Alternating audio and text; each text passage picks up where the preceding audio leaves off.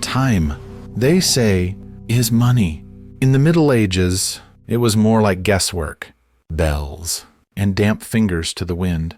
Before gears ticked and hands circled, people told time with smells, shadows, and the sheer willpower of a rooster.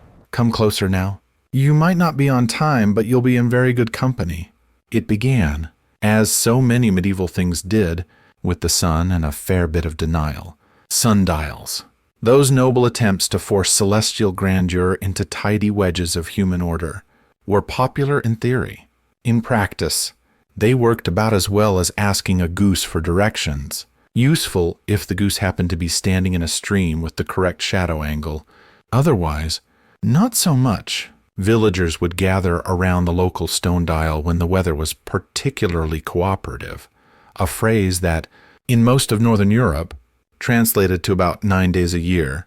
There it sat, etched with lines and Roman optimism, casting its narrow gnomon shadow over pebbled hours that didn't quite match anyone's chores, sleep cycles, or memory. But it looked impressive, and that counted for something.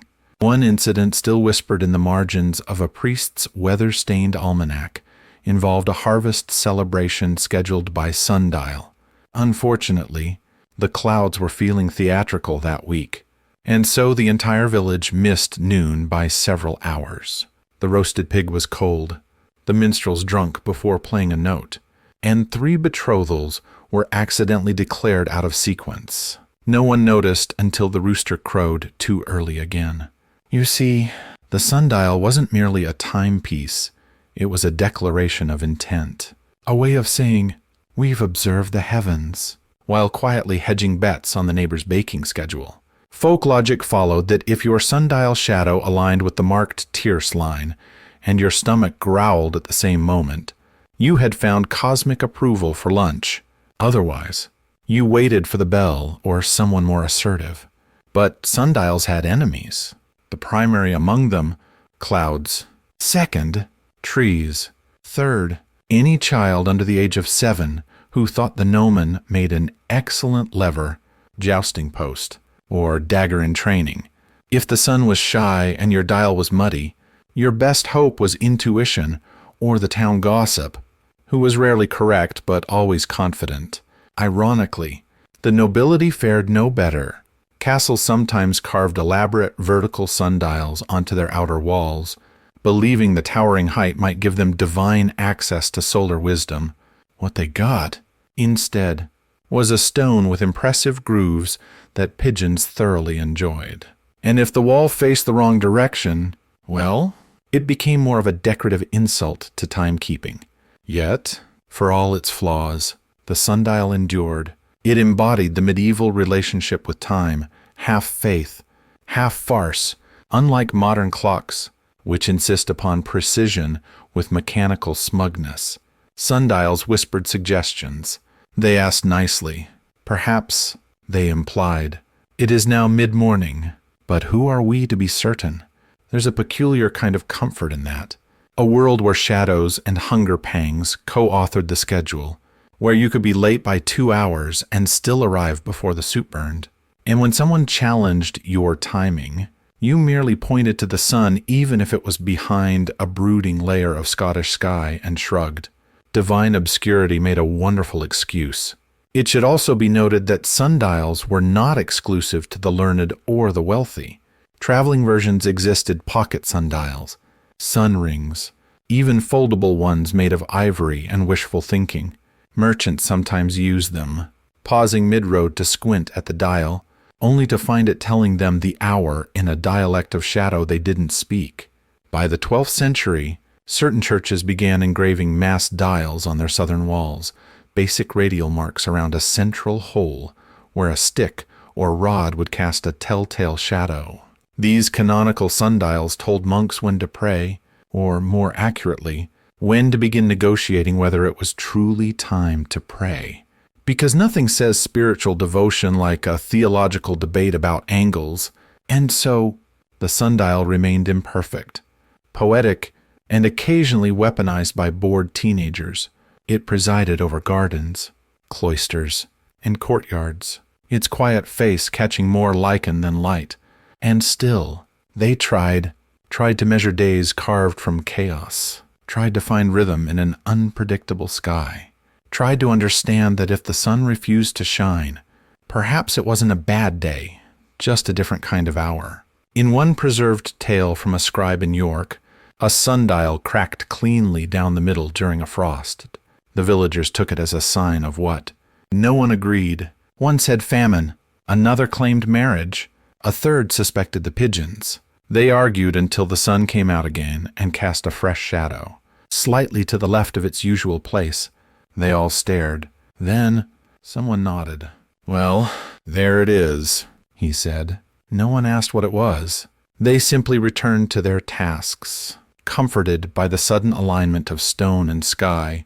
Time, after all, had returned even if it wasn't the same time they started with. And the rooster, naturally, it crowed too early. Again, just as the sundial turned shadows into guesses, other medieval cues would take up the slack: a yawn, a bell, or the rhythmic stomp of a neighbor's morning complaints. Because if the sun wouldn't show up, surely someone else would. For a society allegedly obsessed with divine order, medieval Europe kept time the way one might herd cats with good intentions and loud noises. When the sun refused to perform its daily duties, the people turned to sound. Roosters, bells, coughing fits, and the occasional cartwheel off a muddy road all served as makeshift cues. But nothing competed with the sheer persistence of roosters. They crowed at dawn, sure, but also whenever the wind changed, the door creaked, or someone walked by wearing a hat they disliked. The rooster crowed too early. Again and again and again. They were not subtle creatures, these avian heralds of imagined punctuality. The peasant knew them well, squawking tyrants strutting around the manure pile like timekeeping royalty. No one truly relied on them, and yet everyone heard them, which, in medieval logic, meant they counted. But sound didn't just stumble out of a chicken. It rang from churches, echoed across hills, and occasionally bellowed from a father's lungs when his child trampled through the turnips. Monastery bells became the medieval metronome, imposing, regular, and slightly sanctimonious. The monks, poor sleep-deprived souls, divided their day into 8 canonical hours, each marked by a chime: matins before dawn, lauds at first light, prime, terce, sext, and nones throughout the day, vespers as the sun dipped, and compline before they collapsed into straw and regret. These bells weren't just spiritual reminders, they were public services. In towns fortunate enough to border a monastery, the lay people set their rhythms by those tolls. The distant bell peals in fog told them when to begin baking, when to argue about baking, and when to realize they had entirely missed baking. If the monks rang late, so did the village. If they rang early, well, the rooster crowed too early. Again, not everyone had access to monastic precision. Many hamlets had to improvise. There were human alarm clocks, not professional, of course, but opinionated. The town yawn smith, let's call her old Betta, sat by the hearth and stretched theatrically just after first light. When Betta yawned 3 times and scratched her elbow, it was time to start gathering wood. If she sneezed afterward, it meant rain. This was not superstition. It was simply Betta's method, and woe to the fool who ignored it. In some households, children were the timekeepers because nothing screams dawn like a 3-year-old leaping onto your ribs. Others listened for the village dog, who barked at the same squirrel every morning, at the same half-repaired fence post, just before the same cart groaned past with eggs. The squirrel, naturally, remained unimpressed. Folk logic dictated that a good day begins with 3 yawns and 1 lie, and many a tale begins with a man swearing it was still early while combing straw from his beard. Without clocks, everyone negotiated the morning like a tavern bill, eyes squinting, memories fuzzy, and at least one person denying responsibility. For merchants, timing meant guessing when the market noise reached peak bellow, not by hour, but by decibel A seasoned vendor could tell the difference between goose haggle loud and last turnip panic. They packed their stalls accordingly, and if they misjudged, they blamed the fog, the bells, or, as ever, the rooster. This was a world where noise shaped the day as much as light. Blacksmiths began their rhythmic clangs just after the dew lifted. The baker's chimney breathed its first flowery exhale to the soundtrack of firewood cracking and a neighbor tripping over a goat. These were not planned symphonies, more like ambient chaos, but it was their chaos. Familiar and strangely reliable, a traveling friar once noted that in a particularly remote hamlet, time was marked by the seventh cough of a man named Ralph, who suffered from a reliable morning chill. Ralph became famous. Travelers would ask, "Has Ralph coughed yet?" before deciding whether to press onward. Ralph, for his part, remained confused but flattered. There's a curious intimacy to this kind of timekeeping. When the day began with sounds you knew, not abstract chimes, but familiar voices and their routines, the world felt more local, more human. Time wasn't dictated by gears or foreign bells. It arrived with someone's breath, someone's step, someone's stubborn rooster. And yet, this patchwork of yawn-based and bell-shaped rhythm did more than get people up in the morning. It defined status. Those who lived near the church heard the bell most clearly, and thus rose on time. Those further out claimed the bell echoed slower, which is exactly the kind of argument that leads to peasant disputes and passive-aggressive bread offerings. Still, no one agreed what time it was, and no one cared until they did. When a feast was delayed or a lord arrived early, suddenly time mattered. The chaos hardened into anxiety. The absence of a bell became suspicious. A rooster's silence, ominous. In those rare moments, time stopped being communal texture and became something else, obligation. There was one winter recounted in a particularly smug bishop's letter when the bell tower froze. The rope snapped. No tolls rang out for 3 days. Entire routines unraveled. Bread overbaked. Prayers missed. Chickens roamed freely. By the 4th day, a group of villagers staged a performance near the church. One rang a cowbell, another clucked like a rooster, and a third yawned aggressively until the monks fixed the rope. Folk comedy as public protest. The bell returned, and with it, the reassuring shape of days. Sound, for all its unreliability, became the heartbeat of the medieval morning. No one listened to the world the way they did back then, not because they were poetic, but because they had no choice. The air told them when to rise, when to kneel, when to eat, and when to stop pretending they weren't late. And though roosters were mocked and monks were groaned at, their voices stitched together something larger a day.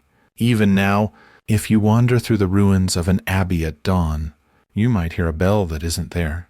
Or worse, a rooster. Too early, again, and where sound led the morning. Action would soon follow, because after the rooster crowed and the bell rang, someone still had to sweep the hearth and work. As ever, was its own kind of hourglass. If the rooster crowed too early and the bell rang too late, the surest way to tell time in the Middle Ages was to simply start working and stop when your hands stopped listening to you. For most people, time wasn't marked in abstract hours or dignified bells. It was kneaded, shoveled, spun, slaughtered, scoured, or tied in knots with blistered fingers. The day began when the fire needed tending and ended when your joints refused to keep bending. If you could get 3 major tasks done before the goat fell asleep in the path again, you were probably on schedule. In this world, tasks were time. No one asked what time is it, unless they were rich, a monk, or very lost. They asked, "Have you turned the cheese yet?" Or, "Has she fetched the water?" Or, more ominously, "Is the pig still alive?" These weren't metaphors. They were timekeeping. A woman might rise and, by the time she'd ground enough barley for flatbread, knew it was early morning. By the time the bread had risen, if it deigned to rise, she knew it was close to midday. And if the loaves were cool enough to stack without steaming the cupboard, The sun had definitely turned toward evening. No one checked a dial, they checked dough. Folk logic held that bread knows the weather better than saints, and this was often proven correct. On damp mornings, nothing rose but tempers. On dry ones, loaves cracked early, and supper arrived ahead of argument. The kneading bowl, scratched and smoked with use, was as much a clock as the sun. They remembered by smells, not hours. Field work, too, carried its own sundial, one made of sweat, soil, and repetition. A man could glance at the shadow his hoe cast and make a guess. But more often, he'd judge by the feel of the earth. If the ground sticks too long to your heel, one saying went, "You've tilled past prime." Some took this to mean it was late morning. Others simply went inside and pretended they'd known it all along. Weavers wove by rhythm the tug and throw of shuttle through warp. A practiced hand knew how many rows she could finish before the stew boiled down. Spinners swore they could measure time in skeins. A spool a day kept guilt away. Shepherds, meanwhile, counted time in how many times a particular lamb tried to escape. If it made it to the fence 3 times, it was nearly midday. The 4th attempt meant someone needed to fetch lunch. This was the rhythm of life, when your labor was not something you scheduled, but something that scheduled you.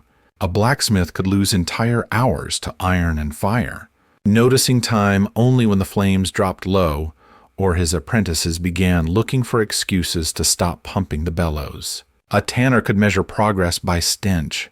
If the hides began to smell worse than the gossip about him, the soaking had gone on too long. And speaking of gossip, yes, even that was a kind of timekeeping. A conversation at the well could last the exact span of waiting for milk to curdle, not longer, unless someone had truly scandalous news or a boil to show off. Women passed stories and turnips in the same motion, watching the color of the sky shift as the village's collective memory sharpened. In towns, the pace was more structured, but no less dependent on tasks. Apprenticeships, the slowest clocks of all, ticked forward by skills gained. A boy might work 5 years before being allowed to sand a handle, and 10 before being trusted to carve initials.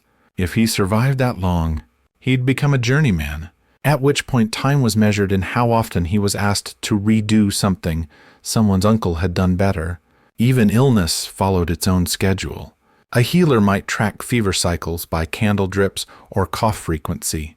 If they moan before the bell, one midwife noted, they'll live. If they moan after, best start boiling sheets. It wasn't medical science, but it was a schedule, of sorts. In this tangle of task and toil, there was very little room for idleness, not because laziness was a moral failing, though they'd certainly lecture you like it was, but because doing nothing made time slippery. People needed motion to anchor themselves. A motionless day was a day they feared would vanish unmarked, like a lost coin or an unconfessed sin. Even leisure had its rhythms. Ale brewing, for example, was a fine excuse to sit still and supervise a bubbling vat, but one had to remember the exact moment the brew needed stirring, lest it turn sour and inspire curses too colorful for church. In winter, repairs and mending filled the long evenings, and time was counted in candle inches and how many times someone dropped a spool into the rushes. And amid all this practical choreography, there were moments of accidental beauty, a child's laughter echoing against the stone just as the final loaf left the oven, a woman humming while combing fleece, her voice steady as the thread she spun, a man wiping his brow and realizing the light had gone golden, the sky purpling with dusk. No one said, "It's 6 o'clock." They simply said, "It's time to come in." The rooster had long since stopped crowing. The bell would toll soon or not. It didn't matter. The day had been lived. Tasks had been performed. The hour had shaped itself from the rhythm of doing, not the abstraction of measuring. And so time passed not as something counted, but as something completed, a bread baked, a fence mended, a wound closed, a tale half told before the hearth. Of course, not everyone had the luxury of labor. In certain cloisters, Men spent their days not heaving sacks but calculating hours, sacred ones, divine ones, and increasingly elaborate ones. Because once prayer entered the picture, time stopped being sweaty and started getting serious. There are few things more precise than a monk with sleep deprivation and a mission. The medieval monastery was less a house of worship and more a divine scheduling experiment, and the monks were the brave participants, faithfully fragmenting their day into slivers of piety, whether their bodies liked it or not. The hours capital H were the canonical backbone of monastic life, 8 sacred checkpoints scattered across day and night, designed to drag one's soul, and often one's spine, toward God. Time, in the cloister, wasn't about light or shadow. It was about obligation wrapped in liturgical math. The day began with matins, which is Latin for "you're not ready for this," scheduled sometime between midnight and 3 a.m.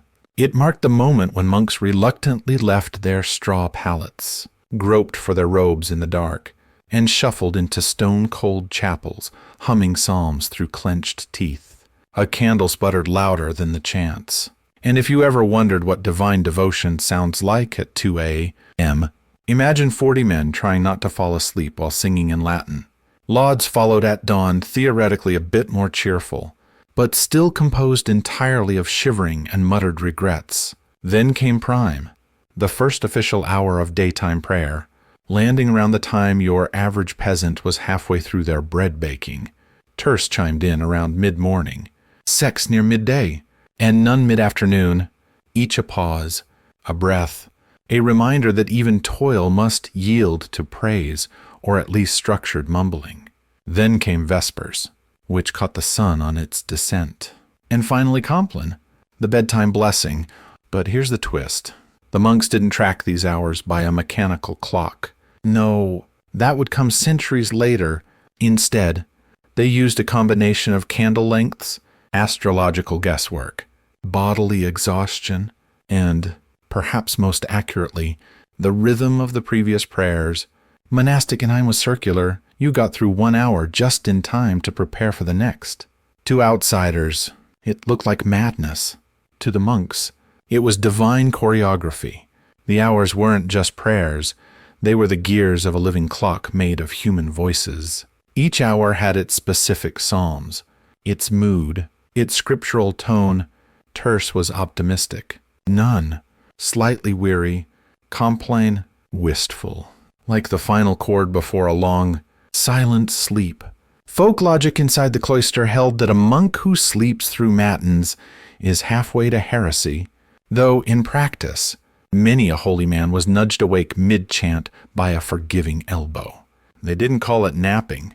They called it preparatory silence, to help keep time in the absence of a sun, which the monks, being mostly indoors, rarely consulted. Various tools were employed, chief among them the prayer rope, a length of cord knotted to count repetitions. You could tell the most diligent monks by the wear on their ropes or the calluses on their fingers. Over time, this quiet object would become more than a tool. It was a companion, a confessor, a way of feeling one's place in an ordered universe. For the more scientifically inclined monasteries, which is to say, the ones with one particularly curious brother and a generous scriptorium budget water clocks, were occasionally used. A wax-sealed vessel, delicately punctured, dripped a slow, sanctified stream to measure time between hours. The monks watched it like hawks. If the drip slowed, they blamed the weather. If it stopped entirely, someone had probably left a crumb in it again. Not for the first time. The most ambitious abbeys might even use elaborate candles marked with lines, each line indicating when to chant or wake. Of course, if the candle melted unevenly, which, due to drafts and enthusiastic moths, it often did, then prime arrived at terce and vespers at dinner. They adapted, or they argued, quietly, and in Latin, but monastic time wasn't meant to align with worldly time. That was, in fact, the point. The hours existed to sanctify the day, to wrestle ordinary moments into spiritual ones. The bells that tolled them, often before dawn's light, or long after the village had gone to sleep, reminded the world that time could be hallowed and also profoundly inconvenient. There's a preserved letter from a disgruntled monk in Normandy, written circa 1180. In it, he complains of aching knees, insufficient butter, and the choirmaster's peculiar fondness for extra psalms. But even he admits that life without the hours would feel hollow as a jug without wine. Not pleasant, perhaps, but necessary. The rhythm of prayer gave shape to fatigue and meaning to the long hours between meals. In towns bordering monasteries, villagers learned to live by monastic bells. The distant bell peals in fog became familiar punctuation. They didn't know whether it was sext or vespers, but they knew it was time to check the stew, or release the chickens, or stop arguing about pig ownership. No one agreed what time it was, and no one cared until the bell failed to ring. Then panic bloomed. The irony, of course, is that for all its sacred precision, monastic time was still elastic. Seasons shifted the sun's path, affecting the length of each hour. Medieval hours weren't fixed, 60-minute chunks.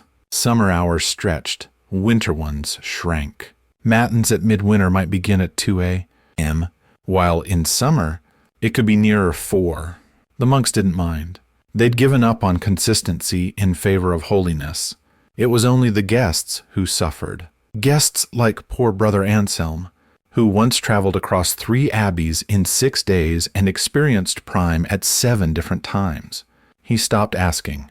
Instead, he began counting time in sore feet and syllables. Still, the system worked not because it was flawless, but because it was shared. A monastery didn't just keep time, it became time, an anchor in a shifting world.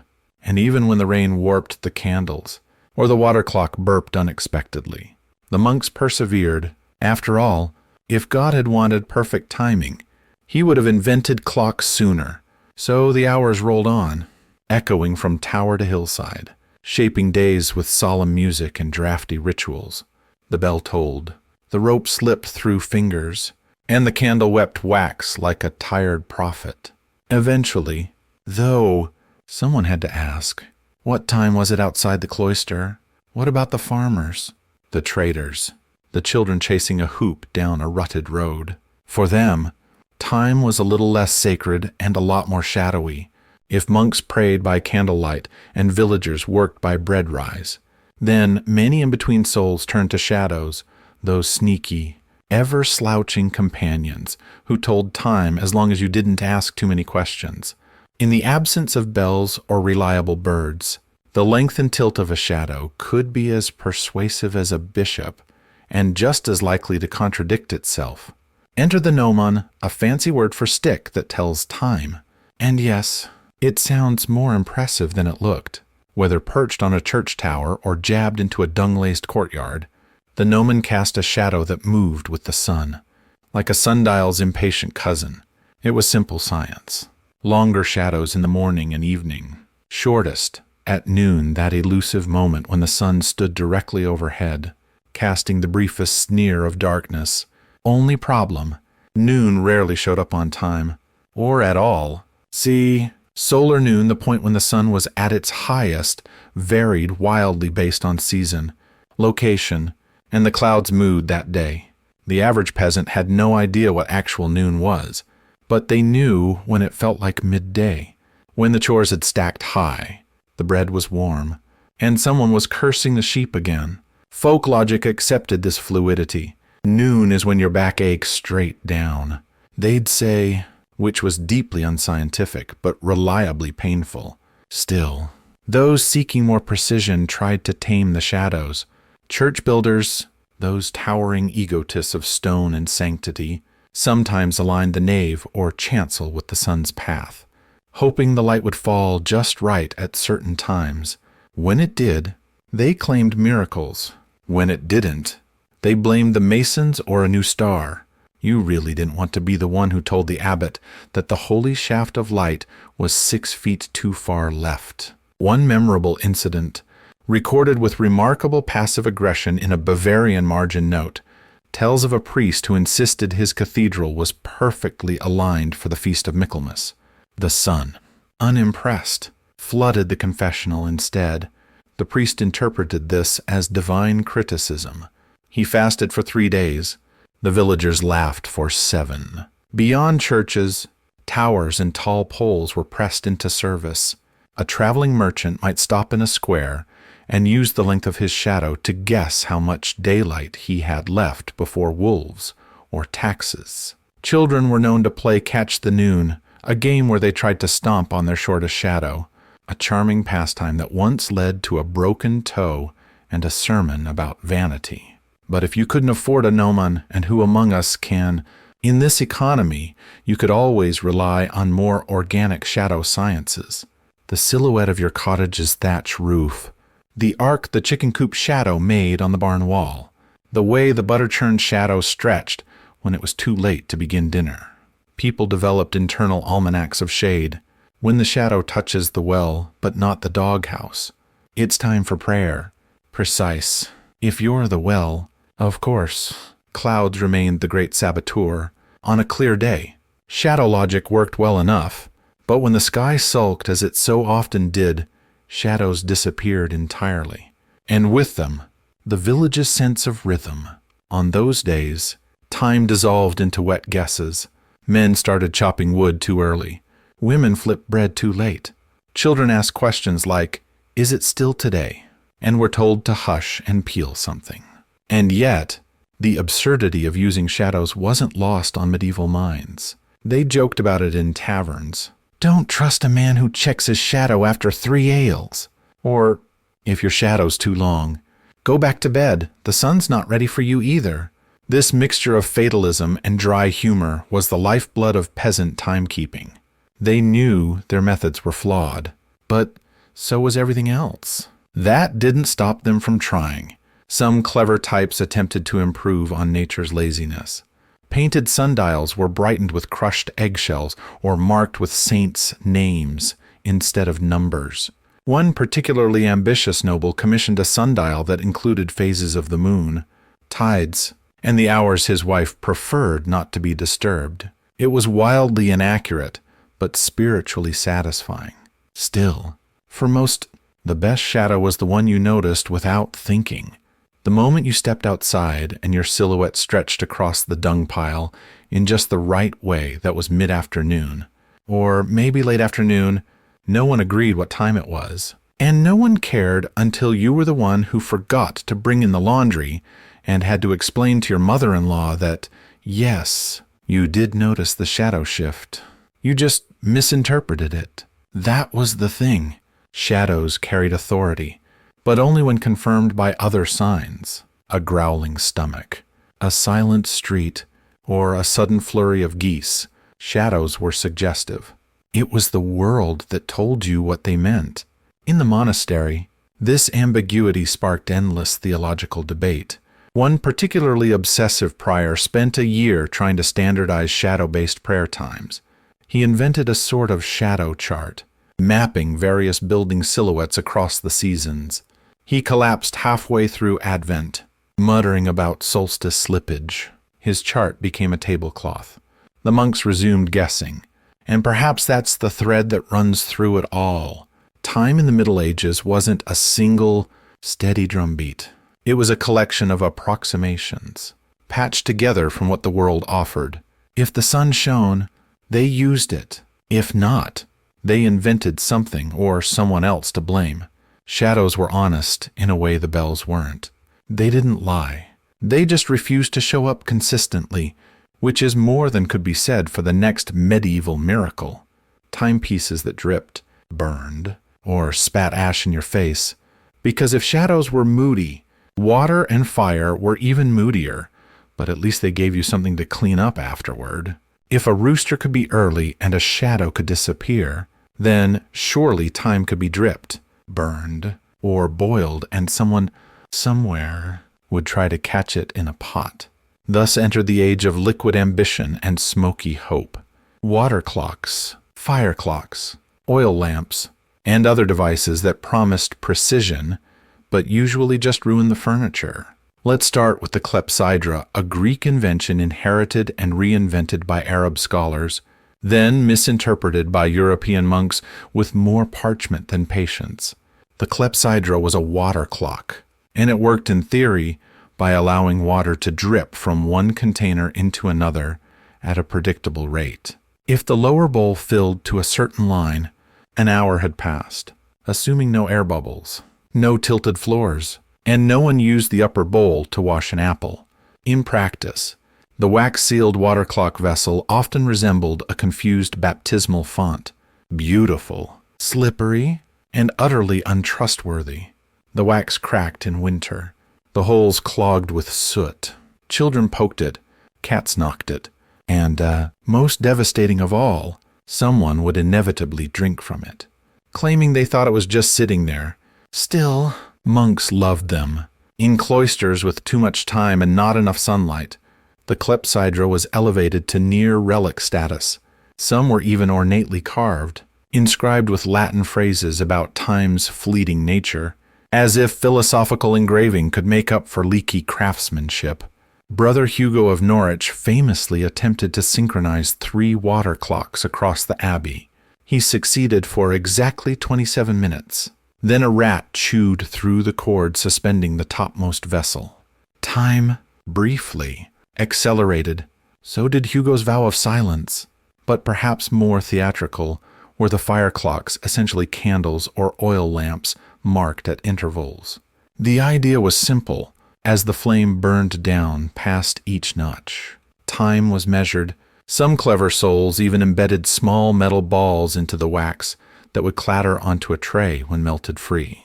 A medieval ding, if you will, but of course, the logic only worked in windless rooms with even wax and cooperative theology. Candles burned faster on drafty nights or when someone walked past too quickly. Moths interfered. Sometimes the metal balls melted slightly and stuck, turning the clock into an aggressive incense holder. And yet, monks used these candles to time prayers.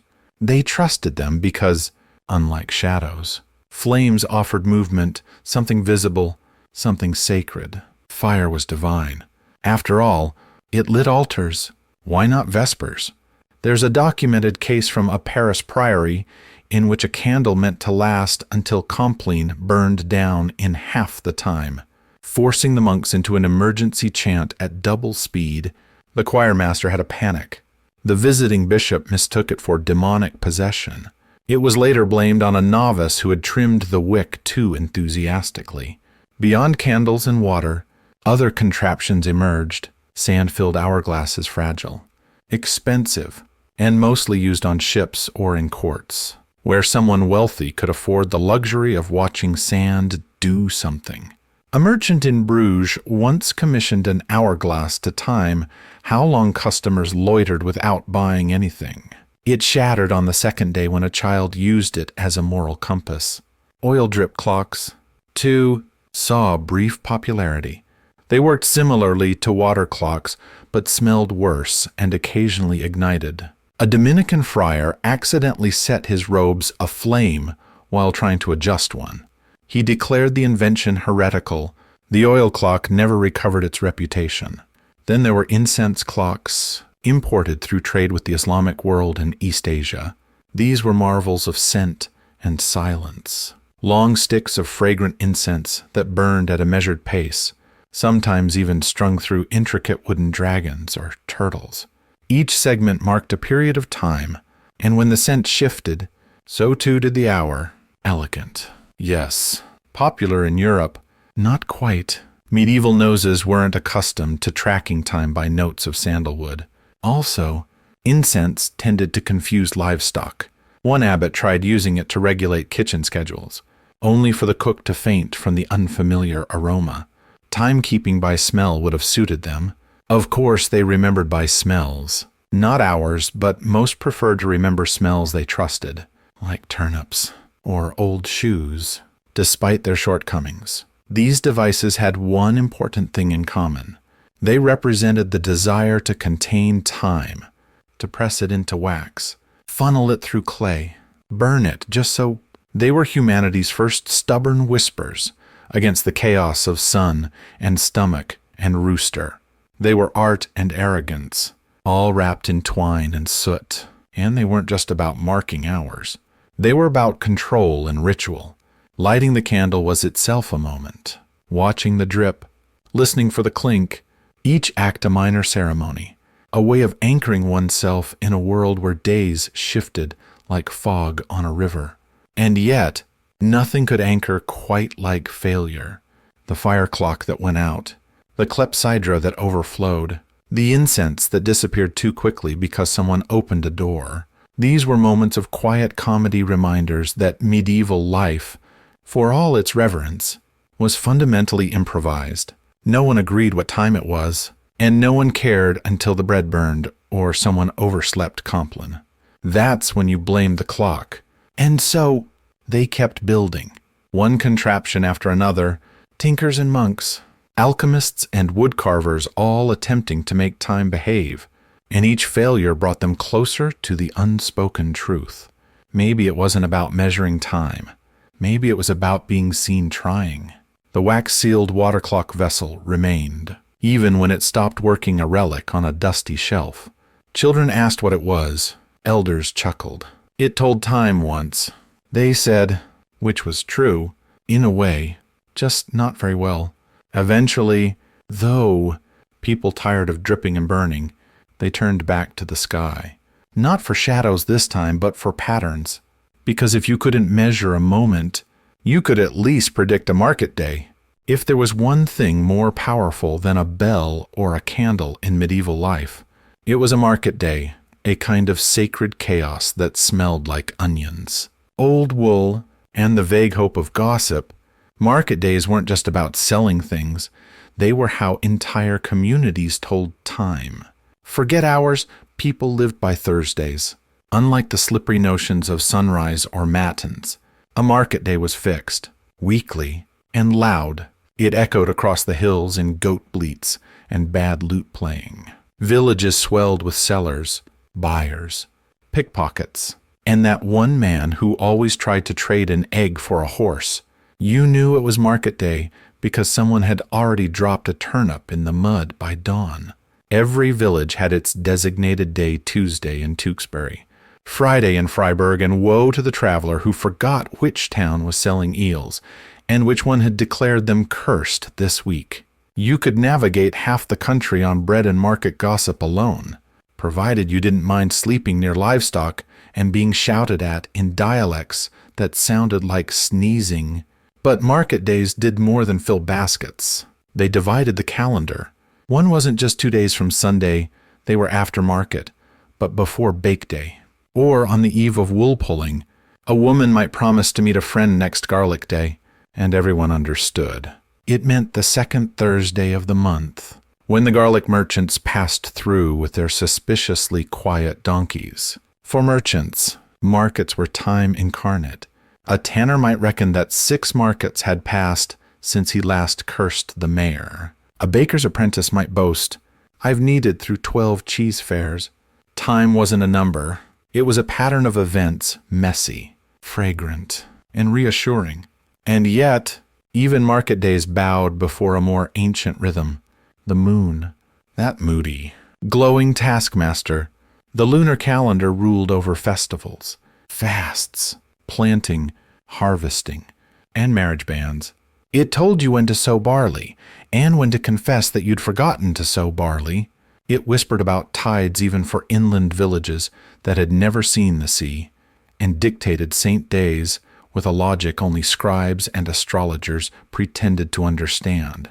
The moon was the people's clock in the sky round, then gibbous, then missing entirely, then smugly back again. When the moon hides, secret spill, went one bit of folk wisdom. When it shines full, hide your ale! There wasn't a single village that didn't have a story involving the moon, causing unexpected births, weddings, or crop failures, usually in that order. Calendars, such as they were, often began with the moon. Many religious and civic events were pinned to lunar phases. Despite the obvious flaw, the moon doesn't care about your goat auction. One particularly disastrous case in Suffolk saw the harvest feast scheduled for the wrong moon, resulting in overripe vegetables, drunk musicians, and a fight involving a leak. Even the more learned classes had to bend to lunar logic. Easter, that most holy and movable feast, was calculated by a formula so obscure that even clergy had to consult tables, scrolls, and occasionally someone named Edwin who just had a feel for it. The resulting feast could fall in March, April, or the vague space known only as after lambing, but before sin becomes fashionable again. Peasants, meanwhile, kept their own simpler traditions. If the moon's on the left, bake. If it's on the right, wait. What this meant exactly was anyone's guess. But the bread got made either way. They remembered by smells, not hours. And baking by moonlight had a certain theatrical charm, unless it was cloudy. In which case, blame the rooster. And then, of course, there was moon reckoning for marriage. A waxing moon was said to bless unions, a waning one to curse them, and a full moon, well, full moons made for passionate weddings and regrettable speeches. One tale tells of a couple wed during a lunar eclipse. The priest misread the darkness as a storm and skipped half the ceremony. The couple didn't notice until 5 years later, when someone pointed out their marriage might be liturgically incomplete. They shrugged. "Feels complete enough," the wife said, "and he's only lost one boot." Monasteries had lunar charts in their scriptoriums, marked with golden ink and mild panic. Farmers had the moon in their bones. Children learned its moods like a bedtime story. "When the moon's a sickle, don't trust the cat," one rhyme warned. No one ever explained why, but everyone avoided the cat anyway. Still, moontime was elastic. Like all medieval time, it didn't demand accuracy. It demanded attention. To the sky, to the tides, to the rhythm of beasts and bread and braying traders. The moon didn't tick, it drifted. It tugged, it hummed in its own key, and people adjusted their tune accordingly. The moon told people when to fast and when to feast, when to shear sheep and when to let them sulk. It reminded them that time was not only seasonal, but celestial, larger than the rooster, slower than the bell, older than the hours, and, in its own way, more forgiving. If you missed the full moon, another would come along assuming you hadn't offended the saints or the weather. And just as the moon carved weeks into moods, the saints would soon carve the year into a festival of holy obligations and long-winded processions. Because in the medieval calendar, every other day was a holy day, whether you liked it or not. If the moon was a slow-breathing god in market days, the heartbeat of the week, then feast days were the confetti cannons frequent, inconvenient, and somehow always just around the corner. The medieval calendar was not a sensible ledger of time, but an elaborate quilt stitched together by saints, miracles, rumors, and ecclesiastical enthusiasm. At its most exuberant, it contained so many feast days that an ordinary peasant might reasonably ask, "Are we fasting, feasting, or just slightly confused?" To put it bluntly, every other day was someone's saint day, and nearly every village had one to call their own, if not by birthright, then by sheer force of invention. Some were grand, Santi, Michael's Day, Senotum, John's Feast, the 12 days of Christmas, each with their own rules and argument potential. Others were more modest, Simut, Griselda the Patient, whose followers baked flatbread in silence, or St. Drogo of Seborg, patron of coffee houses, and the unattractive, yes, really look him up later. You won't regret it. But regardless of size or fame, every feast came with ritual, schedule, and most critically suspension of normal time. On a feast day, the ordinary rules of task-based timekeeping were gently kicked aside. The hours still told, the moon still waxed, but people danced to a different rhythm, one set by procession. Mass, meal, and merriment. You didn't ask what time it was. You asked, "How long till the saint gets carried through the street?" Or, "Has the cheese been blessed yet?" Folk logic dictated that a feast begun late offends the saint, which was often interpreted with great theological flexibility. One villager story tells of a saint statue slipping off its cart mid-parade and cracking a pig trough. This was taken as divine disapproval of tardiness. The next year, they began the feast 4 hours early. The statue still fell, but this time into cabbage, which was deemed more reverent. Church bells played a vital role in regulating these holy marathons. They signaled when to gather, when to kneel, when to cheer, and when to look vaguely pious while hiding a meat pie under your cloak. The distant bell peals in fog were a constant, more musical on feast days, more urgent, occasionally syncopated by drunk deacons trying to keep rhythm with hungover acolytes. These events often unfolded with what historians generously call loose choreography. Picture children dressed as saints chasing each other with turnips, a choir losing pitch halfway through the Gloria, a town priest blessing fish in the wrong language, and a goat escaping the nativity tableau to great effect. Time wasn't being measured, it was being stuffed, roasted, and paraded. For peasants, feast days were cherished disruptions. Work paused. Chores were reprioritized to fit between masses. Bread was baked early. Beer was brewed strong. Gossip moved fast. The rooster crowed too early. Again, because he was thrown off by the singing, the incense, and someone's insistence on setting off firecrackers near the rectory. There was no universal start time for feast day activities.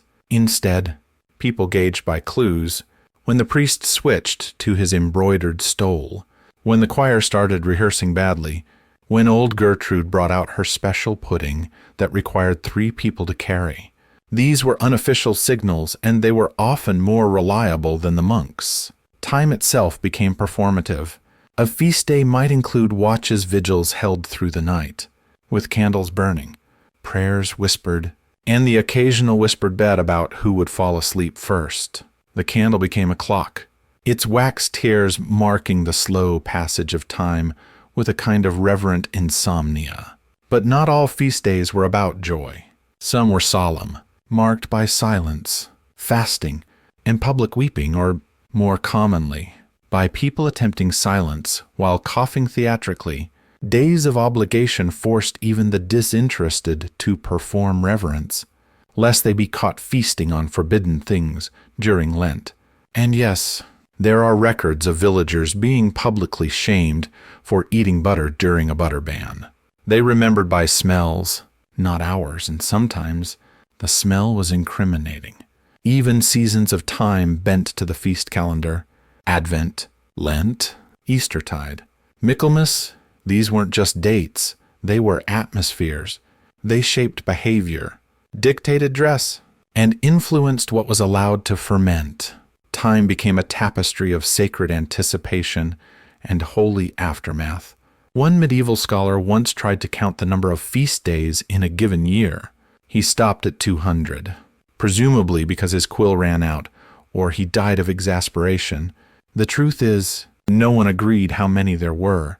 Some saints had multiple feast days, especially if they performed more than one miracle, or if they were moved from one location to another and the cart didn't tip over. Over time, this created a sort of sacred inflation. Each new saint added another thread to the already tangled calendar. A baker might forget his mother's birthday, but remember that today was the feast of Saint Honorius, patron of his crust. A shepherd might propose marriage on Saint Agnes's day, hoping for fertility. A merchant might delay payment, claiming the saint of debt collectors would frown on it this week. And through it all, people remembered not by date, but by feeling. The chill in the air on Saint Brigid's, the scent of boiled cabbage near All Saints, the aching feet after Pentecost. These were bodily memories, a kind of temporal muscle memory shared by entire communities, because no one agreed what time it was, and no one cared until the saint showed up late. Then everyone panicked, and when the feast was over, when the relics were returned, the puddings eaten, and the goat lured home, people returned to their lives, slowly, hungover, still singing. They returned to their dough, their chores, their aching backs, to quieter, Slower days measured not by incense or icon, but by how tall the children were getting. Because in a world without seconds, sometimes the most honest timepieces were made of flesh and flour. There were no calendars pinned to the wattle walls, no ticking clocks above the hearth. But still, time passed, and people noticed, not with precision, but with pattern. Children grew, bread rose, knees ached differently. The fabric of time was stitched from familiar changes, not measured ones. In the absence of fixed minutes, people looked to things that shifted slowly, but unmistakably like the shape of a child's face or the smell of a rising loaf. If a boy had outgrown his shoes since the last frost, then it must be midsummer. If the baby could now toddle to the pigsty unaided, and usually did, it had been a long time since Pentecost. The human body was both timekeeper and witness. Folk logic leaned into this with brutal poetry. A child's teeth come in slower than a saint's miracle. They'd say, but when they fall out, beware the next harvest. That was less superstition and more experience. Children grew in bursts. And those bursts were often paired with weather too strange to ignore. Midwives kept their own internal chronologies not by date, but by birth clusters. Yes, she was born the year the barley spoiled. One might say, tying a child's age to misfortune with startling cheer. Or, you were born after old Ralph lost his cartwheel, weren't you? Time became relational, incident-based, and above all, embodied. And then there was the bread. Bread rose slowly, stubbornly, and with deep opinion about weather, humidity, and the moral worth of the baker. Women judged hours by dough. The first rise took until the sun touched the well, the second, until the neighbor's dog stopped barking. If you could punch down the dough and it sighed back, it was time. No one agreed what time it was, and no one cared unless the bread was flat. Then it was everyone's fault. They remembered by smells, not hours, the scent of yeast blooming in the bowl, the way a well-fired crust sang when tapped. A grandmother might not recall how many summers had passed since her wedding, but she could tell you what her wedding loaf smelled like. Spiced, she'd say, and burnt at the edges, like love. Really. In households with no clocks, the body told the truth. Aches arrived earlier each winter. Blisters returned with harvest. Eyes squinted harder by candlelight each Lent. If you needed to know how long someone had worked in the fields, you looked at their hands, not a timesheet. Even aging itself became a measurement tool. A man was not 40, he was 3 winters past the hard frost. A woman might be as old as the third church roof. Children were measured in siblings. She's the one between Martha and the one we lost before Martinmas. Memory wove through family. Weather, disaster, and joy, but rarely dates. Time clung to objects. 2. A pot cracked in the year the fire wouldn't light. A tunic outgrown in the season of too many mushrooms. A pewter cup, dented in the cider fight of St. Crispin's Day. These things weren't dated, they were storied. The rooster crowed too early. Again, on the day your father dropped the cup. You never forgot. In some cases, time was literally stitched into fabric. A mother might embroider small symbols onto a child's shift to mark growth notches of length. Careful cross stitches added at the hem each spring. When that child grew old, the garment became a timeline of thread, worn soft and thin by memory. Villages kept collective chronologies, not in books, but in mutual recall. That was the summer the goats got into the cider. That was the year of 3 funerals and 1 wedding. Remember, these weren't just events, they were temporal anchors. The years didn't need numbers. They had stories. And these stories were flexible, just like medieval time. They changed slightly with each telling, shaped by the speaker's mood, by who was listening, by whether the bread had burned that morning. Precision wasn't the point, continuity was. One tale from a village near Ghent recalls a boy who was said to have grown as fast as the church's shadow. It was a compliment of sorts. The church had a reputation for collapsing every 2 decades. The boy became a mason, rebuilt it. Twice? And what of grief? That, too, was a timekeeper. A mother might say she'd been mourning as long as the orchard's been bare. An old man might sit by the fire and whisper, "She's been gone longer than the dog's been deaf." Loss aged with everything else, the fruit trees, the bones, the fading tune of an old harvest song. Even love carried chronology. I kissed her before the bell rang for vespers, which could mean 5 minutes, or a lifetime. One merchant kept a lock of his wife's hair in a pouch labeled "Before the War." He never said which war. No one asked. The pouch was time enough. And amid all this, the monks kept tolling. The bells rang, but outside the cloister, people rarely counted the hours. They counted moments. They felt them in wool stretched too thin, in boots passed down through 4 suns, in the way a child said a word for the first time and no one remembered teaching it to them. This was not time as we know it. It didn't tick. It didn't alarm. It didn't demand.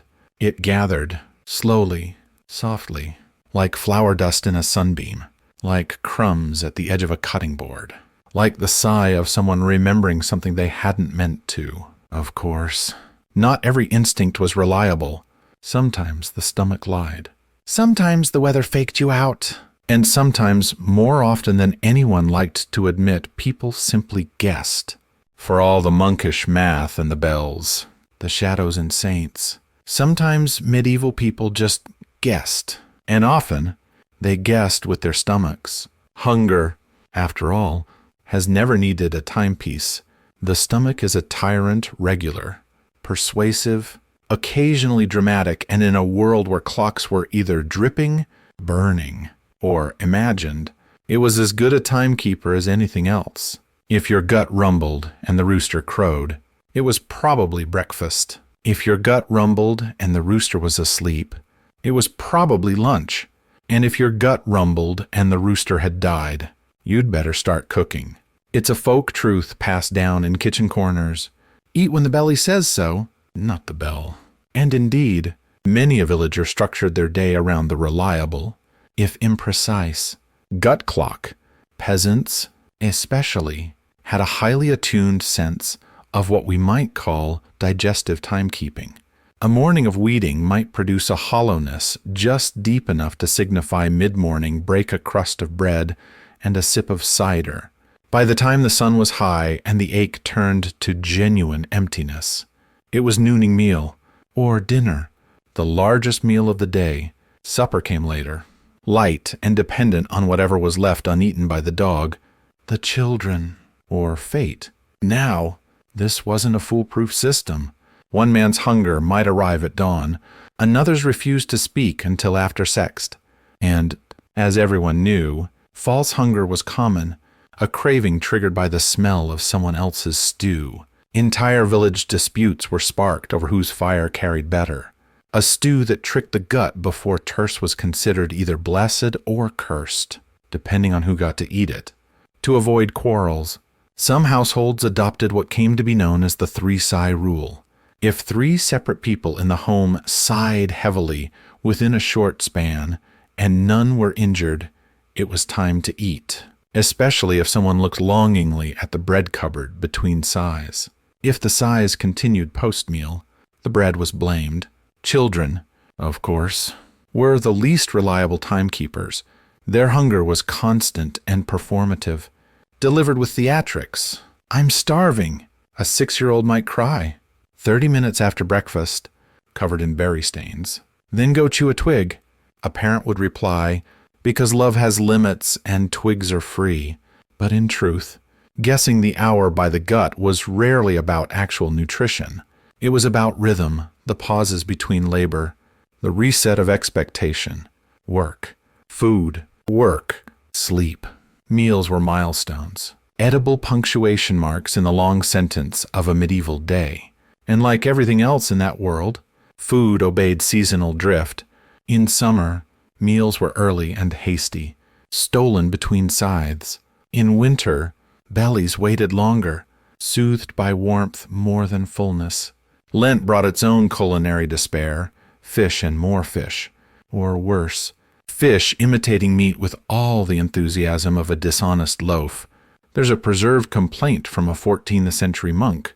This fish has worn the mask of lamb so long, I fear it may have lost its soul. Yet even in austerity, the stomach ruled. Fasting hours were observed, or at least publicly claimed, with all the sincerity of a boy promising to only eat half the pudding. Monks regulated meals by candle marks or prayer counts. Layfolk did the same by instinct and complaint. Some villagers claimed to feel the hour in their bones. A farmer might wake just before dawn, without bell or rooster, because his knees told him so. Others read their hunger like a sundial. A low growl meant morning. A sharp pang meant evening, and a full collapse meant someone forgot lunch. For all the gut's wisdom, it wasn't always right. There's a story from a Devonshire village of a man named Tom who convinced his neighbors it was well past noon based solely on his hunger. They packed up tools, trudged home, only to find the sun still climbing. Tom, undeterred, declared the day cursed and ate anyway. From then on, pulling a Tom meant quitting early with conviction and no evidence. But perhaps the greatest paradox of medieval gut time was this: it worked best in company. Hunger alone might lie, but when 5 bellies grumbled at once, that was consensus. The communal table became a timepiece in its own right. Bread passed left, ale poured right, argument stalled until chewing ceased. The body synchronized with others, not to precision, but to shared rhythm. Gossip, too, was often timed by gut. The juiciest secrets spilled not at dawn or dusk, but between mouthfuls, when defenses were down and hands too busy for denial. If you hear it over lentils, it's true. They said, if you hear it during fasting, it's dangerous. And so, gut logic joined the medieval canon of timekeeping, nestled among bells, bread, and guesswork. It wasn't accurate, but it was human fallible, funny, and oddly democratic. When the belly spoke, people listened even when it was wrong. Still, there was one thing hunger couldn't reckon with: the seasons themselves. Because when daylight shrank and frost crept in, time didn't just bend, it twisted. Hours grew long in the cold. People forgot what day it was. They huddled near fire and whispered about saints, sins, and spring. That was the next frontier, not guessing the hour, but surviving the stretch of it. In the Middle Ages, time didn't march, it wandered, especially when the seasons got involved. The calendar might say February, but the wind said November with trust issues. Summer was supposed to be lush and forgiving, yet it often arrived late, drunk on rain, and left early with frost in its pockets. And so, medieval folk stopped pretending the date meant anything at all.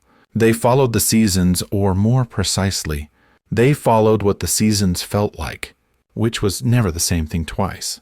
This gave rise to the venerable practice of folk adjustment, where everyone knew what month it was. But no one cared until the hay caught fire or someone sneezed in church. Take winter, for instance. The monks might continue ringing prime at the usual interval, but outside the cloister, time sagged under cold and candlelight. Days were short, nights long, and meals frequent, if not particularly enthusiastic. Work began late, ended early, and involved more muttering than motion. If your breath fogs before your feet find the floor, they said, go back to sleep and call it divine laziness. Clocks, such as they were, struggled to keep pace. Water clocks froze. Candle clocks warped in the damp. Bells echoed differently in the cold, which led one particularly earnest village to celebrate Vespers twice, one afternoon, then wonder why the sky refused to cooperate. The monk responsible blamed the fog. The rooster crowed too early. Again, possibly just for spite. Folk logic took a more flexible approach. A winter hour could stretch the length of 2, especially if it involved walking through snow, lighting a stubborn fire, or boiling turnips. The sun has no spine in winter. They'd say, and neither do we. Most people track time by bodily ache, when the joints stiffened and the stew needed longer to soften. It was probably late. Then came Lent, the annual season of voluntary suffering, though, in truth, suffering rarely asked permission. Fasting hours grew longer, not by clock but by hunger. If a man went 2 meals without cheating and didn't collapse, the friars called it piety. His wife called it foolishness, and someone else inevitably snuck him a boiled onion in the name of mercy. In these months, time was a loop, not a line. Chores were repeated, days blurred, and snow fell on cabbage, whether the calendar approved or not. People adjusted their expectations like they adjusted their belts gradually, and with complaint. Then, without warning, spring flirted its way into being. Suddenly, everything sped up. Time went from syrup to fire. Days lengthened. Tasks multiplied. Animals remembered they had legs. Children disappeared into fields only to return filthy and triumphant. Carrying some unfortunate bird, bells rang louder. Shadows grew crisper. The world picked up its skirts and ran. Farmers barely had time to blink. There were furrows to dig, seeds to plant, cows to convince. Everyone panicked and called it joy. If you don't curse the barley, it won't grow straight, went one bit of advice, which explained the seasonal increase in passionate swearing behind barns. This was harvest overture, the time of impossible decisions. Thresh now or wait, bake or brine, muck the stall or pretend it's someone else's job. In the chaos, hours melted. One task bled into the next. People stopped asking when, and started asking who had more twine. By midsummer, the frenzy peaked. Entire days passed with no one checking the sky. When the sweat stings your eyes and the bread won't cool, it's already dusk, someone muttered. Face down in barley, time was no longer measured. It was swept up in work, tethered to muscle memory and communal exhaustion. And yet, for all the disorder, this was when folk timekeeping shone. Villages fell into seasonal rhythm with startling grace. A boy fetched water just before the 3rd yawn. A woman sang while milking, the tempo guiding the pace of her daughter's braiding. No one knew what time it was, and no one cared until the dog barked at nothing, and someone remembered the fire hadn't been lit. In autumn, the mood shifted again. Time slowed. The harvest was in, and people turned inward toward preserves, repairs, and stories. Bread was thicker, shadows longer, leaves became time markers. The first to fall, the last to rot.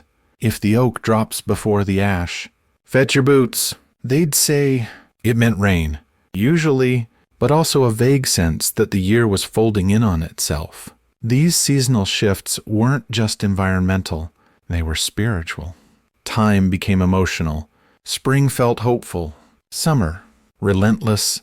Autumn tasted of reflection. Winter was survival with occasional singing. This emotional reckoning replaced the tick of a clock. If a feast felt wrong in winter, they moved it. If a fast landed during harvest, they complained to the priest who, depending on the year, might agree. Even the saints bent to seasonal logic. Some were invoked only in summer, when their miracles aligned with harvests. Others were winter companions, their relics paraded against frost and coughs. If your town's patron saint had the misfortune of being associated with fish during August, you simply ignored him until Advent. Devotion had limits and heat stroke. Still, amid the drift and guesswork, some patterns held. The prayer rope stayed knotted. The distant bell peals in fog still reach the fields, though sometimes muffled by wind. And the rooster, bless him, kept crowing too early. Again. In the end, time in the Middle Ages didn't run forward. It circled around seasons, saints, chores, and stories. It stretched and shrank, sped up, slowed down, and occasionally sat down in the mud to sulk. And when no one could quite remember what day it was, or how many weeks had passed since the last rain, they turned to the most trusted source of all, rumor. Because if enough people believed something had already happened, well, maybe it had. In a world where clocks dripped, moons sulked, and monks recited lauds at what felt suspiciously like bedtime, the Middle Ages leaned into a more democratic and chaotic form of timekeeping. Rumor. Yes, rumor, That ancient social glue, that medieval newsletter delivered by mouth, mule, and misremembered detail. Time, in such a world, didn't just pass, it accumulated, and the more people said something had happened about now, the more likely it was to become true by sheer repetition. Consider this. When did the fair last arrive? 2 weeks past, claimed old Merwin. 3, countered her neighbor. It's this Thursday, insisted the blacksmith's apprentice. Despite having confused it with sheep shearing season, after an hour of contradiction, everyone agreed the fair had probably happened, and that the smell of fried onions lingering in the air was good enough evidence. Someone found a muddy ribbon under a barrel. That clinched it. No one agreed what time it was, and no one cared until they did.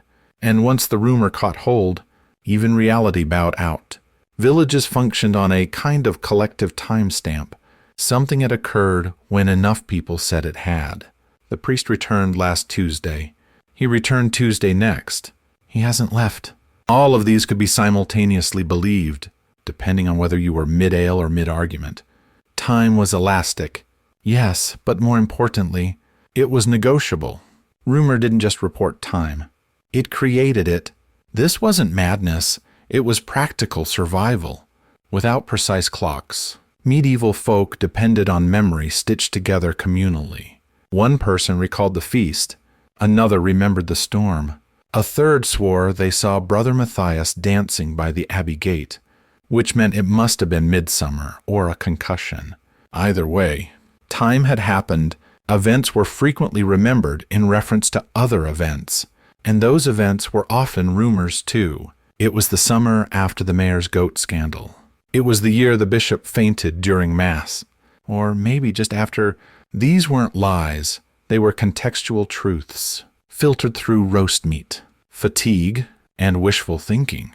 In fact, certain roles developed around this phenomenon. Every village had at least one person who remembered things usually incorrectly, but with such conviction that others gave in. Ask Edbaldi. They'd say, he knows when the old mill collapsed, and Edbald, chewing on a reed, would declare, that was 3 bell peals after Lammas, just before old Jory married the widow no one liked. Was it true? Irrelevant. It sounded right. These community historians, memory merchants, if you like, didn't traffic in dates, but emotional timestamps. If an event was happy, it happened in spring. If tragic, in winter. Embarrassing things occurred near harvest, when people were too tired to notice. Joyful births happened near saints' days. Awkward ones did too, but were quietly reassigned to less judgmental dates. This led to some delightful chronological quirks. A single wedding might be remembered as occurring on 4 different feast days.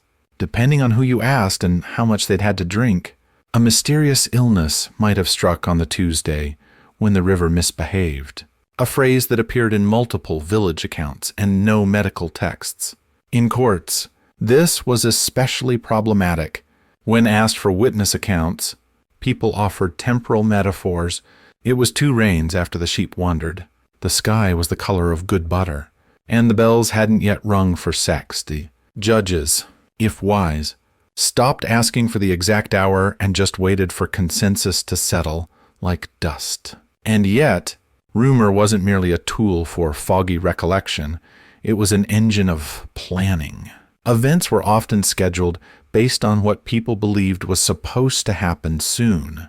If the town thought the bishop's caravan would arrive sometime this week, they'd hang bunting and kill a goose, even if the bishop was still days away and profoundly goose-averse.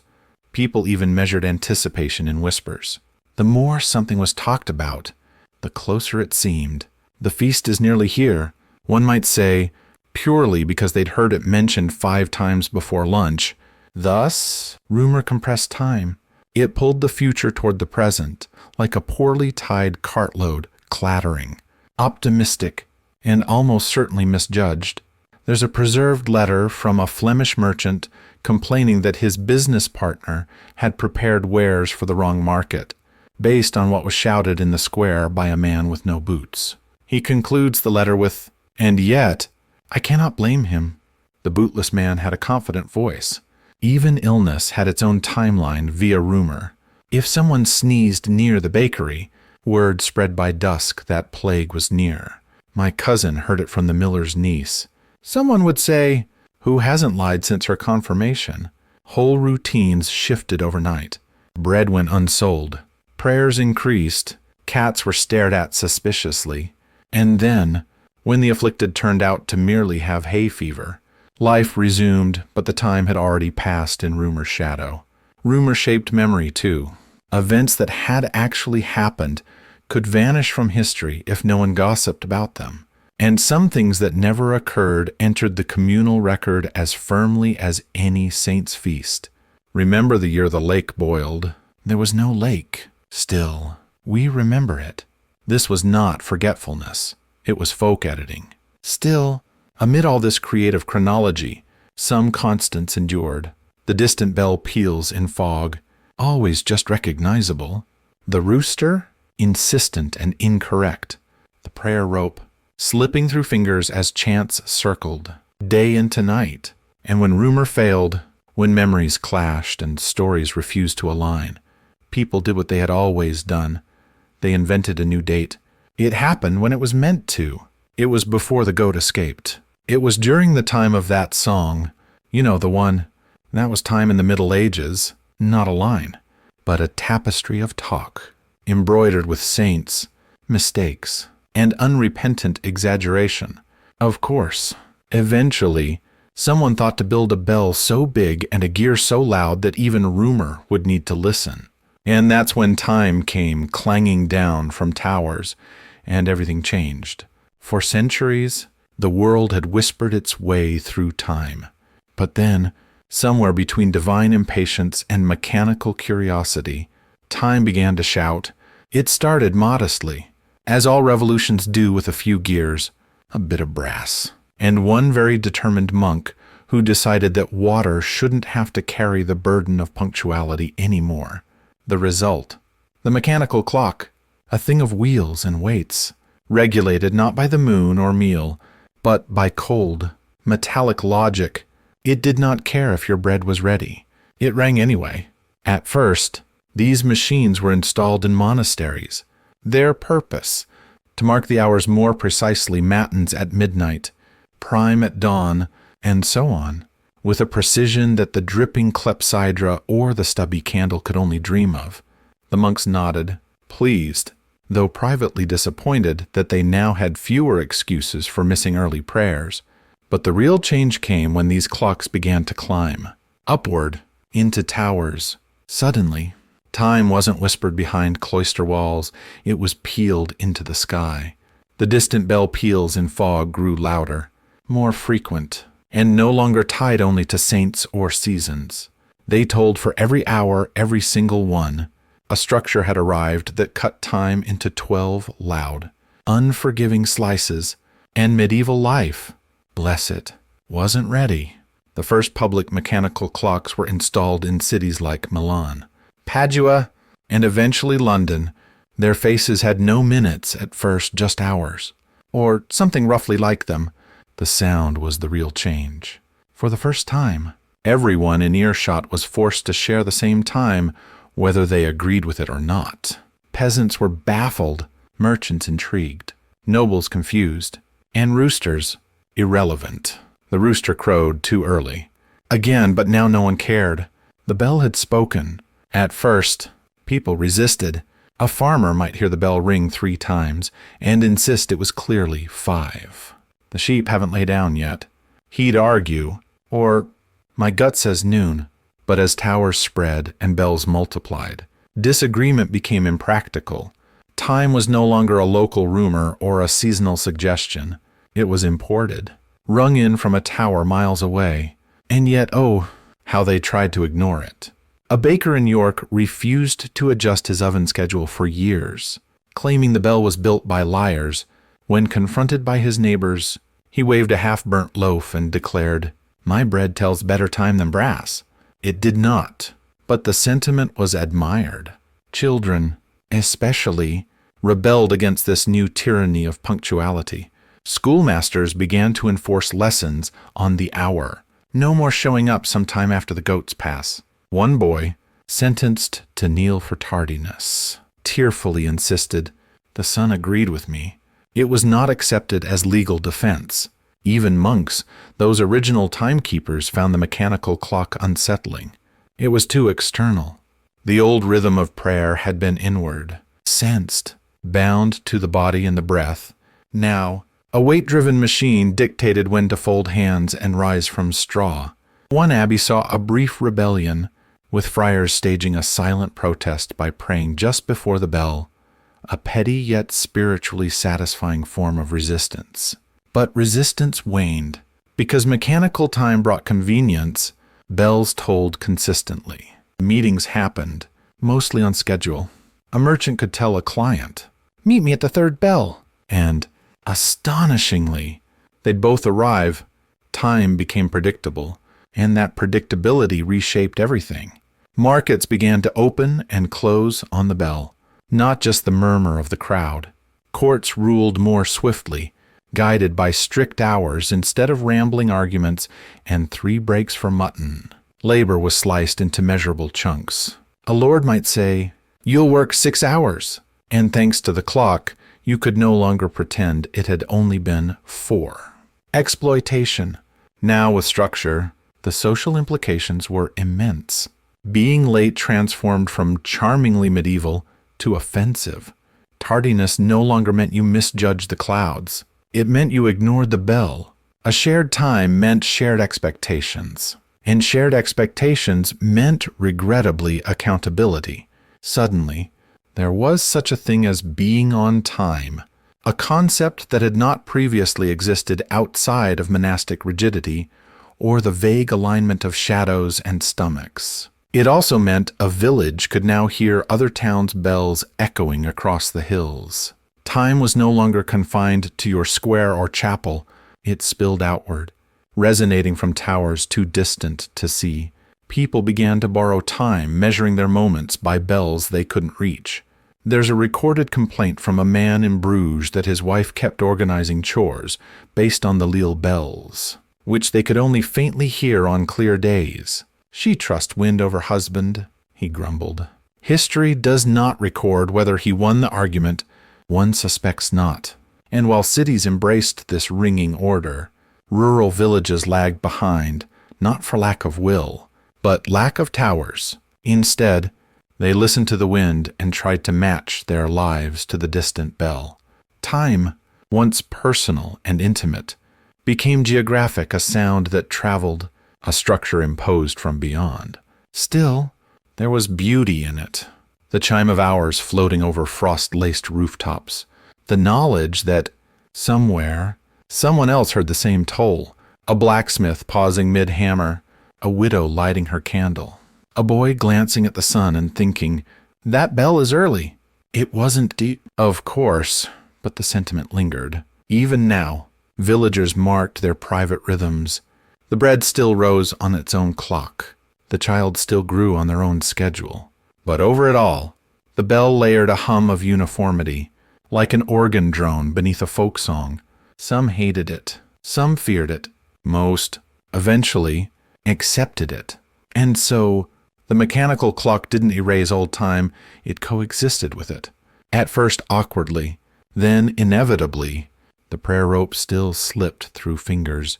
The candle still burned in uneven winds. But above it all, the tower clock rang every hour. Whether anyone asked or not, the rooster crowed too early. Again, but now it was just a background joke. And beneath that clang of certainty, something strange began to stir, a sense of loss, a rhythm forgotten, a time once felt, now merely heard. Because when clocks came to rule the day, the old whispers of time didn't vanish. They began to haunt.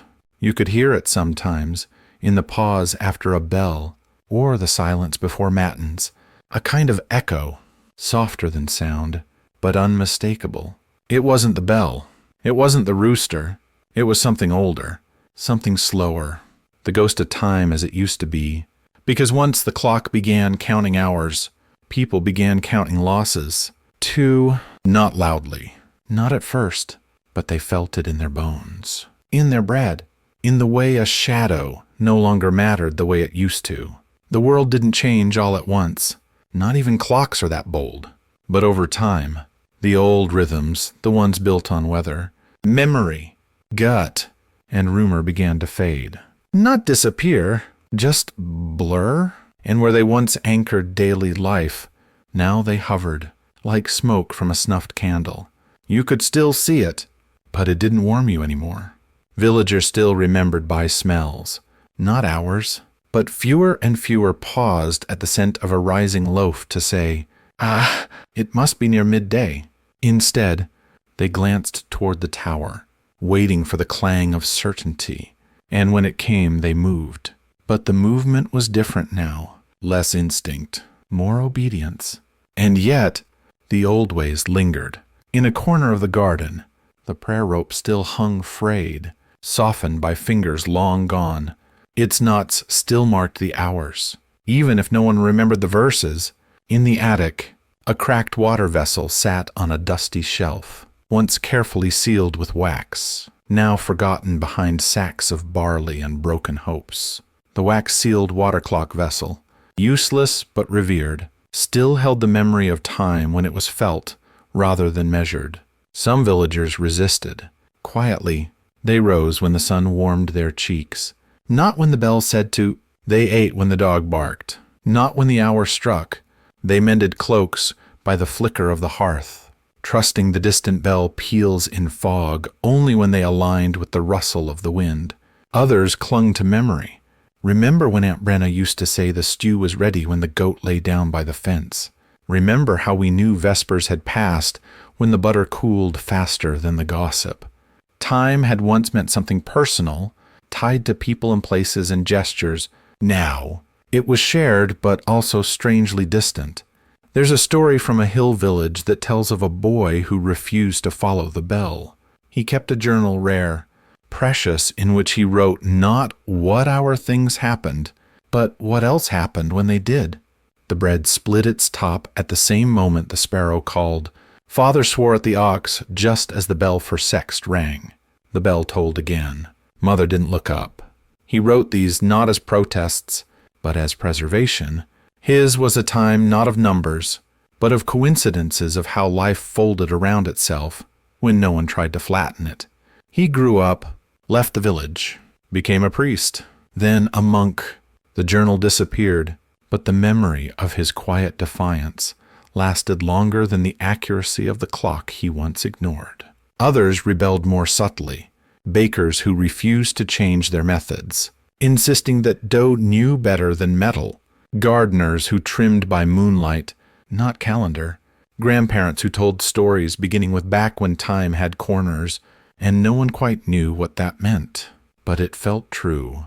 The shift wasn't just about bells and gears. It was about ownership. Once, time belonged to the people to their bread, their chores, their roosters, their rumors. Now, it belonged to a machine, one that never forgot, never hesitated, never bent to weather or whim.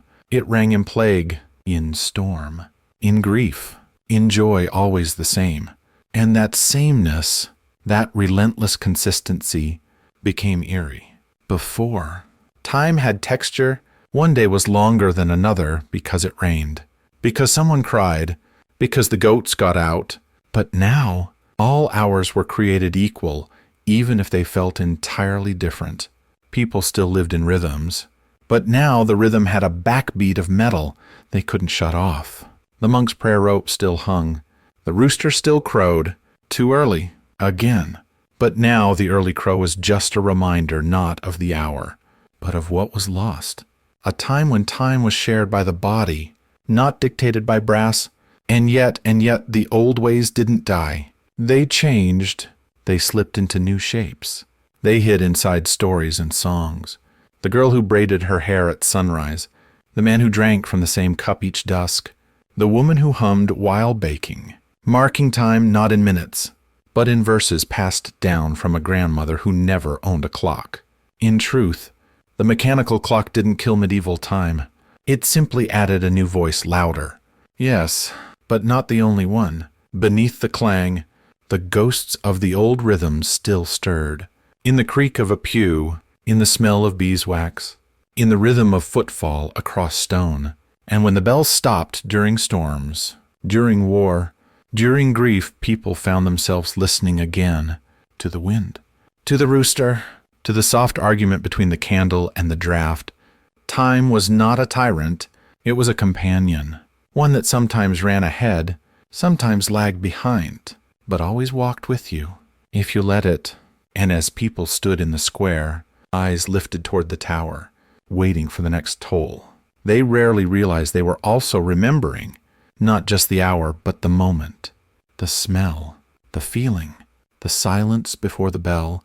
Soon enough, the bell would return, but until then, the village would slip back for a breath, for a heartbeat into older time, into the time of shared meals, of changing skies, of bread rising just enough to call it dusk, the kind of time that couldn't be wrung, only felt, and the very next hour, whatever hour that was, would bring not just bells and brass, but the flickering pull of memory.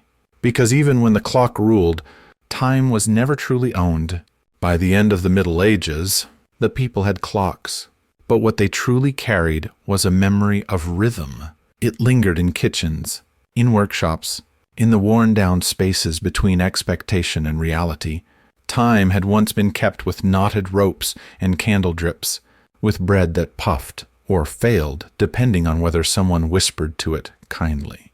Now it was measured in iron clangs and town-wide echoes, precise, public, and utterly unimpressed with your excuses. And yet, people didn't become mechanical just because their clocks did. They adapted, yes, but they carried the ghost beats with them, old cues woven through new chimes. A woman still judged dusk by how her stew settled. A farmer still claimed he could smell the hour. Children still raced shadows across fields, not because they were told to, but because the world around them moved that way. They remembered by smells, not hours, and smells lingered longer than bells. Even within the newfound tyranny of timekeeping of scheduled markets and mandated work hours, there remained pockets of the old time. The monastery still knelt at matins. Even if the bell now struck perfectly on the quarter, the village still gathered by instinct, not decree, when something strange rattled the well cover. The last time this happened, someone would murmur, and the stories would begin stitched not to years, but to feelings. Because what the Middle Ages understood, perhaps better than we do, is that time was a creature, not a number. It shifted shape. It had moods. It nested in weather, in bread, in silence. The rooster crowed too early. Again, and no one laughed anymore, because now they understood he was never wrong. He was just on his own clock. The bells that once imposed structure slowly became part of the ritual, not its tyrant. Their clangs folded into the daily rhythms. People began to layer meanings atop them. The third bell means it's time to tell the truth. The fifth one means we stop arguing.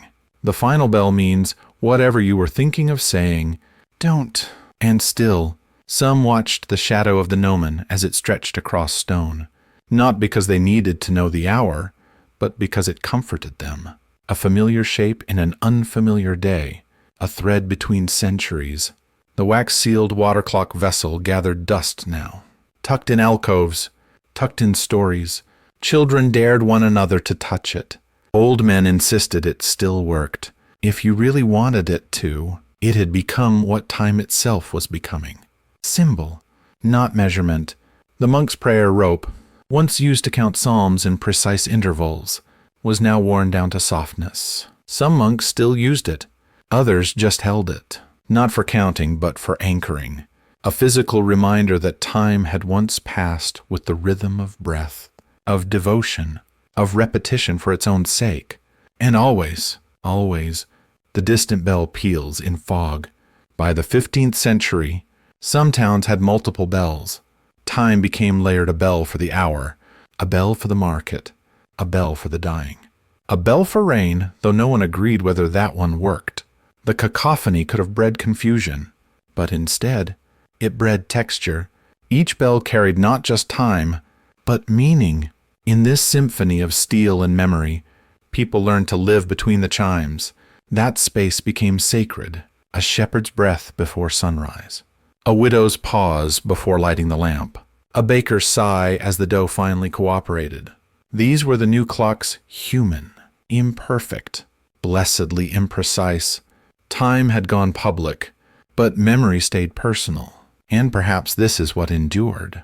The understanding that time is best measured by what matters, that a minute can stretch if it's filled with grief, or vanish if it's filled with song, that the most meaningful markers are not hours, but happenings. The way your grandfather's boots thudded when he came in from the cold, the way your sister hummed the same 4 notes while she stitched, the day the fire wouldn't light, and everyone told ghost stories until they forgot they were cold. In these echoes, medieval people lived their most truthful time, not what the clock told them, but what their lives whispered back. So now, here we are. The towers still stand. The gears still turn. The digital pings now ring where brass once ruled. But somewhere, not far beneath, the old rhythms hum. You hear it when you stir a pot and say, "It smells about done." When you wake before the alarm and know it's morning, because of how your window looks. When someone says, "Remember that day," and you do not because of the date, but because of how it felt. That's the time the Middle Ages left us. Not hours, but stories. Not clocks, but keepsakes of motion. And the next time you hear a bell, even a subway chime, even your phone, listen closely. Beneath it, there might be an echo, a prayer rope pulled tight, a candle's hiss, a rooster crowing too early. Again, time, in the end, isn't what moves forward. It's what lingers. Time is not a thing you hold. It's the flicker on the wall when the fire shifts, the warmth left in a teacup, the rustle of a page before you realize you've been rereading the same sentence for 10 minutes. And long before we wore watches or set alarms, we knew this, not with certainty, but with attention. We woke when the light changed. We rested when the world sighed. We told stories that began with once, long ago, and ended when the stew was done. What the Middle Ages teach us in their bells, their bread, their stubborn guesses, is that time doesn't always need precision. Sometimes it needs presence, a willingness to mark the moment not by minutes, but by meaning. So tonight, if you feel the hours slipping by without measure, if the day blurred and the night came too fast or too slow, take comfort. You're in good company. The monks, the peasants, the tired bakers and wayward roosters, they all felt it too.